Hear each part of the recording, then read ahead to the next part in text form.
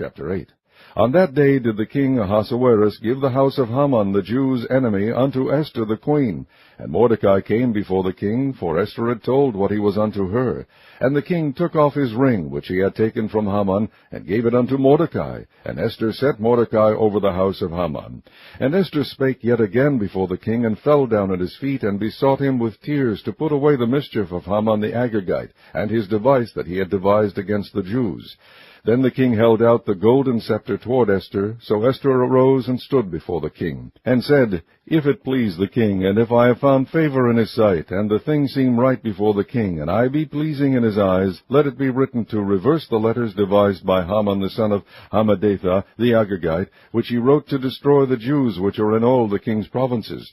For how can I endure to see the evil that shall come unto my people, or how can I endure to see the destruction of my kindred?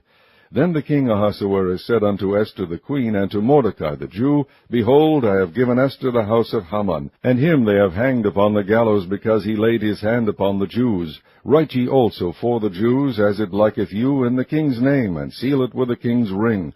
For the writing which is written in the king's name, and sealed with the king's ring, may no man reverse. Then were the king's scribes called at that time in the 3rd month, that is, the month Sivan, on the 23 day thereof, and it was written according to all that Mordecai commanded unto the Jews, and to the lieutenants, and the deputies and rulers of the provinces which are from India unto Ethiopia, and 127 provinces, unto every province according to the writing thereof, and unto every people after their language, and to the Jews according to their writing, and according to their language. And he wrote in the king Ahasuerus' name, and sealed it with the king's ring, and sent letters by posts on horseback, and riders on mules, camels, and young dromedaries, wherein the king granted the Jews which were in every city to gather themselves together, and to stand for their life, to destroy, to slay, and to cause to perish all the power of the people and province that would assault them, both little ones and women, and to take the spoil of them for a prey. Upon one day in all the provinces of King Ahasuerus, namely, upon the 13th day of the 12th month, which is the month Adar. The copy of the writing for a commandment to be given in every province was published unto all people, and that the Jews should be ready against that day to avenge themselves on their enemies. So the posts that rode upon mules and camels went out, being hastened and pressed on by the king's commandment.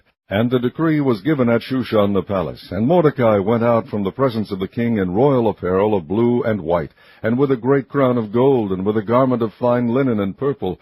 And the city of Shushan rejoiced and was glad. The Jews had light and gladness and joy and honor. And in every province and in every city, whithersoever the king's commandment and his decree came, the Jews had joy and gladness, a feast and a good day.